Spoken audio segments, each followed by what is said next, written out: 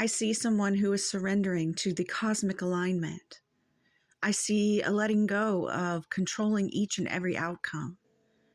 I see you understand that enlightenment comes when you can do all you can but release the rest to the divine timing and will. Free will is a tricky thing. We want to control our destiny, yet we want the universe to deliver pleasant surprises. And we have no control over life and death most of the time. It's a balancing act, really, a dance we play with the universe. And because you are so in tune with your emotions and dialed into messages that you're receiving from the universe, it is inspiring you to move swiftly in life. So things may pick up for you. You may be seeing many synchronicities, but it doesn't just have to be numbers, but it can be repeating themes that show the universe is communicating with you in a divine way. I see you owning your existence in a way that honors where you are and where you have come from. So I'm going to pull a few more cards, see what else wants to support this, and then I may read the Starborn and the King if you want to stick around for that. I thank you for being here. I thank you for all of your support. I love you, TikTok family.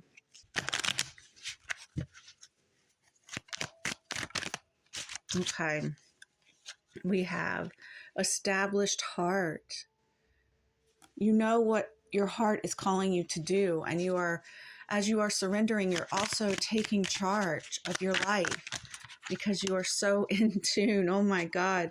We have silver lining. We have options. We have looking at something. We have marriage. Oh my gosh. And we have let go. You are letting go of controlling everything.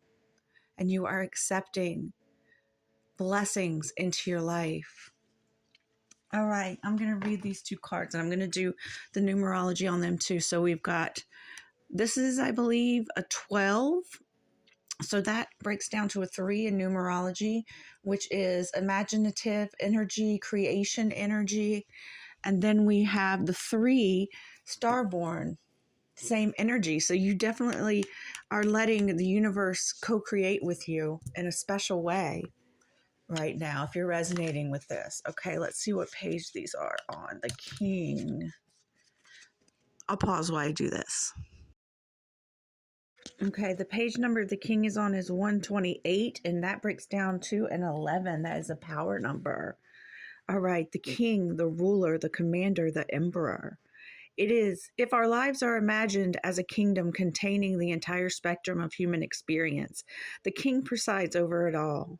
Through the lens of the King, we assess the state of our land, make decisions, and rule accordingly. Therefore, the King must be thoroughly and regularly vetted so as to avoid corruption. Recognize the dual nature of the King.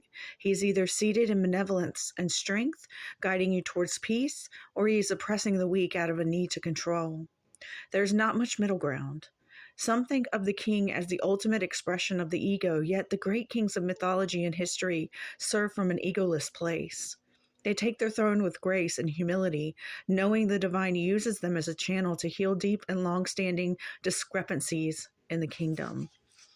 So I feel like, yeah, you're really working with the universe to create your kingdom, your majestic way of being, your way of ruling over your life, taking control over your life in a way that also surrenders to the universe to work with the universe. You're using free will and you're letting the universe guide you. It like I say, it's a balancing act. Okay. When it's in its light attribute, it represents benevolence, divine leadership, and service and nobility. When it's dark, it's oppression, misuse of power, and corruption, and you are definitely in the light aspect of this. The King is a bridge between the eternal and the day-to-day. It is also said that it is necessary for the King to die. This is a death of ego. You have to be able to put yourself in shoes that you might not be in at times, to understand what others are going through and what they need. Let's look at the Starborn. That's on page 110, and that is a 2. which is diplomacy energy, diplomatic energy. Okay, 110. I just got this book and I'm using it so much it's starting to fall apart. 110, 110, 110. I know I should pause while I do this, but the starborn, the divine child, the star child, the destined. Perhaps you are a masculine who has a child, and this is resonating with you in that way. An elusive yet radiant aspect of the self, the starborn archetype points to the cosmic spark of life that arrives with each being at birth.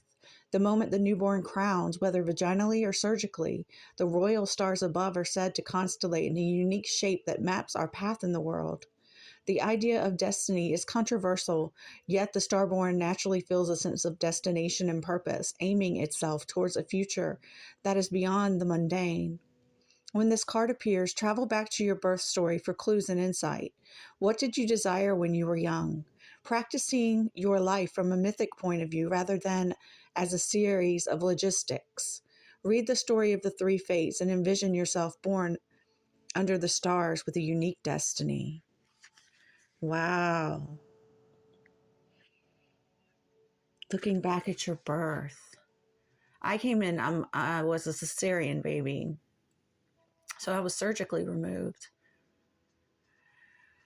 All I remember is my first experience of going outside when they took me away from the hospital and took me home. It was snowing, and I love snow. It's just like the best thing. That was my first vision of what nature was. So if you can remember anything like that, I don't know, it just taking you back. I'm not sure what the result is for me thinking about that other than just fondness of snow and just fondness of that love of nature that's in me. When this card appears, don't be surprised if you receive a surge of desire for a long-lost dream, one you haven't visited since childhood. Let this desire shake you up. So maybe some of you are revisiting something that you like to do, and you're seeing all these signs telling you, this is what you need to do, this is what you need to do, because it just keeps coming up. Not telling, like, it's not specifically saying this is what you need to do, but that thing that you used to do when you were young or younger keeps coming up in your reality. And it's the universe saying, this is what you should do. This is what you were meant to do. This is your purpose. For me, it's a weird thing that keeps coming up for me, and it's dance. I used to be a dancer, and it keeps coming up lately, me being a dancer. I'm not seeking it out. It just keeps coming up. So it's really interesting, and I'm wondering if I should try to get back into dance once I'm healed up from my surgery and everything. Really interesting. So this also suggests you having your chart read and study your constellated shapes. Ask questions. What does the process conjure in you? Faith or mistrust? What would happen if you saw the galaxy as your ally? When it's in its light attribute, this is representing a light, trusting, vibrant, and aimed. And when dark, it's feelings of misalignment, loss, and longing.